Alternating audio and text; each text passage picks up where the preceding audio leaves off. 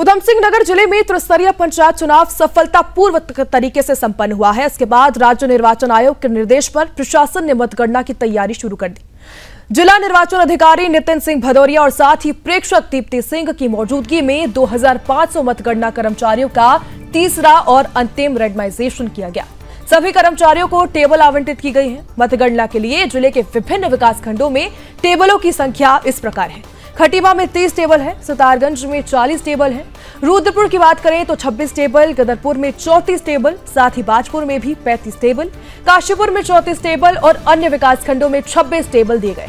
जिला निर्वाचन अधिकारी ने बताया है कि मतगणना कर्मचारियों की ड्यूटी 2 पालियों में लगाई गई ताकि काम सही हो और समय पर हो सके। तो ऐसे में गिनती में पारदर्शिता हो, इसी को लेकर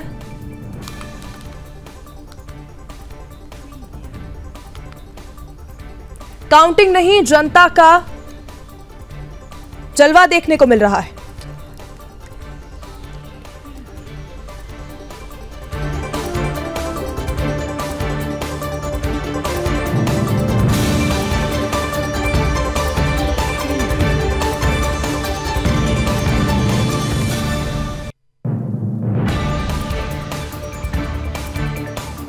Mix of experienced and young team over here, and I'm very sure कि कल अच्छा पूरा रहेगा। Thank you.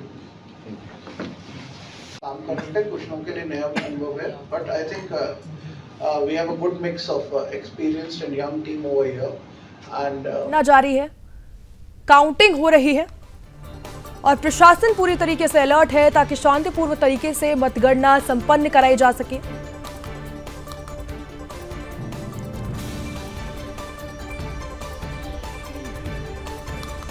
उत्तराखंड के 12 जिलों में काउंटिंग चल रही है। देहरादून, नैनीताल, साथ ही उधम सिंह नगर, पौड़ी गढ़वाल, टिहरी गढ़वाल, चमोली और रुद्रप्रयाग, साथ ही पिथौरागढ़, बागेश्वर, चंपावत और साथ ही अल्मोड़ा और उत्तरकाशी में अभी मतगणना जारी है। अभी काउंटिंग चल रही है। इन उत्तराखंड के 12 जिलों में काउंटिंग जारी है।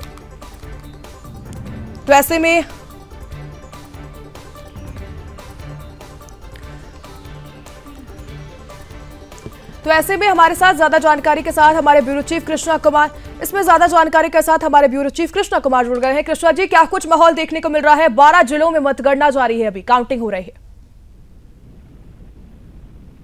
बिल्कुल दिव्या, देखिए आज उत्तराखंड के 12 जिलों में ग्राम पंचायत की जो है वो मतगणना लगातार जारी है। सुबह 8 बजे से मतगणना जारी है। सभी प्रत्याशियों की किस्मत जो दांव पर लगी थी वह आज खुलने की कगार पर है। सभी कह सकते हैं हम शाम तक सभी जिलों के परिणाम जो है वो घोषित होने की जो है वो उम्मीद जताई जा रही है। अगर हम अभी तक की बात करते हैं तो चकराता, पौड़ी गढ़वाल और उधम सिंह नगर के कुछ क्षेत्रों में कांग्रेस ने जीत हासिल करी है, तो वही उससे दोगुना की अगर हम बात करते हैं सीटों की तो वो भारतीय जनता पार्टी के प्रत्याशियों को जो है वो उनके हक में जो है वो फैसले आ रहे हैं। तो अब देखना होगा कि शाम तक किसके हक में सबसे ज्यादा फैसले आते हैं, क्योंकि पंचायत चुनाव, ग्राम पंचायत की सरकार जो है वो बहुत ही ज्यादा महत्वपूर्ण होती है, क्योंकि ग्राम में जो है वो काफी ज्यादा समस्याएं होती है जिनको निपटारा करने के लिए प्रधान, जिला पंचायत सदस्य आदि को जो है वो नियुक्त किया जाता है और जनता अपना भरोसा जताते हुए इनको आगामी 5 साल के लिए अपने कार्यों के लिए तमाम पसंद करती है कि हमारे विकास के कार्य जो है वो क्षेत्र में करेंगे। विकास की उम्मीद को लेकर जनता ने भी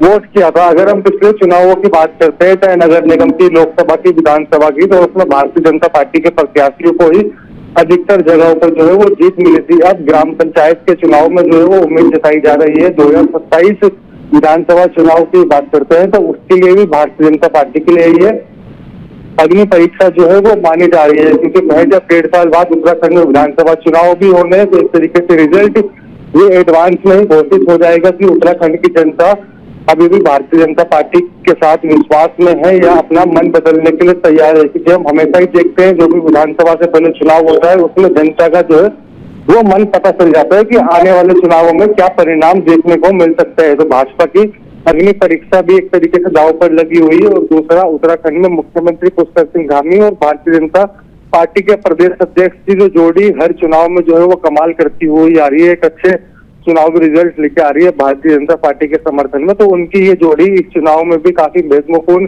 भूमिका जो है वो निभाने जा रही है, क्योंकि अधिकतर सीटों पर हम देख रहे हैं भारतीय जनता पार्टी के प्रत्याशी विजयी होकर आ रहे हैं। बिल्कुल कृष्णा, हमें पलड़ा कहां पर भारी लग रहा है, किस तरीके से किन किन सीटों पर पलड़ा भारी लग रहा है? बिल्कुल देखिए, अगर हम सीटों की बात करते हैं तो उधम सिंह नगर के प्रतिमान नानक मत्ता सितारगंज किच्छा ये ऐसी एरिया है जहाँ पे लगभग हर जगह पे जो है वो हमें भगवा लहरता हुआ दिखाई दे रहा है। अगर हम गढ़वाल क्षेत्र की बात करते हैं, पीएम के देहरादून विकासनगर व अन्य क्षेत्रों में, क्योंकि अगर हम देहरादून के चकराता विधानसभा क्षेत्र की बात करते हैं तो वहाँ पे काफी लंबे समय से कांग्रेस के प्रतिनिधि यानी कि कांग्रेस के विधायक जो है वो अपना जमावड़ा वहाँ पे जमाया हुआ है, जिनके साथ ही अब उनके बेटे को भी जिला पंचायत सदस्य के चुनाव में कांग्रेस ने प्रतिनिधि बना के खड़ा किया था, जिन्होंने जीत दर्ज कर ली है। अलग अलग जिलों से अलग अलग परिणाम जो है वो सामने आ रहे हैं, लेकिन शाम के बाद ही उचित हो पाएगा कहना कि जब परिणाम पूरे जिले के सामने आएंगे उसके बाद ही जीत का अंतर जो है वो लगाया जाएगा कि कौन सी पार्टी किस पर जो है वो भारी पड़ती हुई दिखाई दे रही है। अगर अभी की बात करते हैं तो भारतीय जनता पार्टी पहाड़ से लेकर मैदान तक हर जगह जो है वो कमल खिलाती हुई दिख रही है। बिल्कुल, हम किस तरीके से देख रहे हैं कि हम ये देख सकते हैं कि मुकाबला ज्यादा कहां पर देखने को मिल रहा है, कि बिल्कुल लग रहा है कि मुकाबला है, बिल्कुल कोई भी जीत सकता है वहां पर, ऐसी कौन सी सीटें हैं? बिल्कुल देखिए, पहाड़ से लेकर मैदान तक सभी सीटों पर जो है वो मुकाबला काफी ज्यादा है, क्योंकि कांग्रेस ने भी इस चुनाव में कई मुद्दों को लेकर जनता के पास हो गई थी। जो सरकार ने काम स्पष्ट तौर पे नहीं किए हैं, तो विपक्ष ने भी अपनी रूपरेखा जो है वो अच्छी इस पंचायत चुनाव में दिखाई है। और वहीं मुख्यमंत्री पुष्कर सिंह धामी ने भी लगातार प्रचार प्रसार किया है भारतीय जनता पार्टी के हक में। उन्होंने जनता से वोट देने की अपील करी और साथ ही हमने देखा है कि जब पिछले नगर निगम चुनाव हुए थे तो उसमें भी भारतीय जनता पार्टी को ही अधिकतर सीटों पर जो है वो जीत मिली थी, ताकि उत्तराखंड में नगर निगम की सरकार और राज्य की सरकार जो है वो भाजपा की हो पाए। डबल इंजन के साथ साथ ट्रिपल इंजन उसमें जुड़ जाए, जनता के विकास कार्यों को जो है वो जल्दी से उसका ध्यान जाए। तो जनता ने, उत्तराखंड की जनता ने भारतीय जनता पार्टी पर ही विश्वास जताया था। अब अगर हम ग्राम पंचायतों की बात करते हैं तो ऐसे में भी जनता जो है वो भारतीय जनता पार्टी के प्रत्याशियों को ही उन्होंने चुना है, क्योंकि उससे जो है वो सहूलियत उनको ज्यादा लगती है। जो विकास कार्य होते हैं उसमें भी उनको तेजी जो है वो लगातार दिखती है। इसीलिए उत्तराखंड की जनता की अगर हम बात करते हैं तो पहली पसंद उनकी भारतीय जनता पार्टी जो है वो बनी हुई है।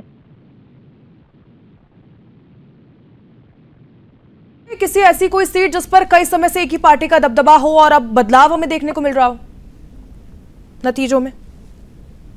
बिल्कुल, नतीजों में देखिए, देहरादून की अगर हम चकराता विधानसभा की जिला पंचायत सीट की बात करते हैं तो सबसे पहले वहाँ पे भारतीय जनता पार्टी के प्रत्याशी हुआ करते थे, लेकिन इस बार वहाँ के जो विधायक है उनके बेटे ने जिला पंचायत सदस्य जो है वो कांग्रेस की तरफ से वो लड़े थे, जो वो वहाँ से जीत भी गए हैं। तो एक सीट हमने देखा है कि जो भारतीय जनता पार्टी के पाले में पिछले कई वर्षों से हुआ करती थी वो कांग्रेस के पाले में आ चुकी है। अब स्पष्ट इस पर सभी शाम को कहना हो पाएगा जब पूरे ऑल ओवर उत्तराखंड के 12 जिलों के रिजल्ट जो है वो पूरी तरीके से डिक्लेयर हो जाएंगे। उसके बाद ही स्पष्ट हो पाएगा कि कौन किस पे इस बार कितना भारी पड़ा है। दीजिए बिल्कुल, मतगणना जिस तरीके से जारी है, प्रशासन की तरफ से क्या कुछ तैयारियां हैं? क्योंकि डीएम हम लगातार देख रहे थे, लगातार बैठकें हो रही थी क्योंकि सुरक्षा पूर्वक तरीके से मतगणना को संपन्न कराने की पूरी कोशिश को लेकर लगातार बैठकों का दौर जारी था। बिल्कुल देखिए, कल शाम तक शासन और प्रशासन ने सभी तैयारियां मतगणना को लेकर पूरी कर ली थी और सभी जगह पर शासन प्रशासन के उच्च अधिकारियों ने निरीक्षण करके सभी तैयारियों को परख भी लिया था। आज सुबह 8 बजे से काउंटिंग जो है वो लगातार सुरक्षा व्यवस्था के बीच जारी है और हर जिले के एसएसपी की बात करें चाहे हम डीएम की बात करें, वो लगातार हर मतगणना स्थल के जो है वो निरीक्षण भी कर रहे हैं और कोई भी अगर कमियां उनको दिखाई दे रही है तो उसको दूर करने के सीधा निर्देश दे रहे हैं। शासन का एक ही स्पष्ट संदेश है कि जो काउंटिंग हो रही है ये पारदर्शिता के साथ, ट्रांसपेरेंसी के साथ जो है वो बिना किसी विवाद के जो है आज शाम तक या आज देर रात तक सकुशल संपन्न हो जाए। बिल्कुल, क्या कृष्णा कोई अराजक तत्व ने माहौल बिगाड़ने की कोशिश की है? क्योंकि हम लगातार देखते हैं मतगणना होती है, वोटिंग होती है, तो उस समय पर बहुत सारे अराजक तत्व माहौल बिगाड़ने की कोशिश करते हैं, प्रशासन को भी परेशान करने की कोशिश की जाती है, तो क्या कुछ हम देख सकते हैं इस बार कुछ ऐसा है और प्रशासन कितनी अलर्ट हो चुकी है इसको लेकर? फिलहाल ऐसी कोई घटना जो है वो देखने को नहीं मिल रही है। सभी असामाजिक तत्वों से निपटने के लिए शासन प्रशासन ने अपनी रूपरेखा और अपना प्लान जो है वो पहले से ही तैयार कर लिया था। सभी को देखते हुए, सभी दंगों की संभावनाओं को देखते हुए शासन ने अपनी पुलिस विभाग की जो संख्या है वे कर्मियों की अधिक संख्या में वहाँ पे ड्यूटी लगाई हुई है, ताकि अगर कोई दंगा होता भी है तो उसको समय रहते हुए काबू उस पर किया जाए। बिल्कुल कृष्णा, तमाम जानकारी के लिए धन्यवाद। अब हमारे साथ जुड़े। अब देखना होगा कि किसका पलड़ा कहां पर भारी दिखता है, क्योंकि मतगणना है आज वो गिनती होने वाली है और देखना ये होगा कि कौन सी पार्टी का दबदबा कहां बनता है और कहां पर हमें बदलाव देखने को मिलता है।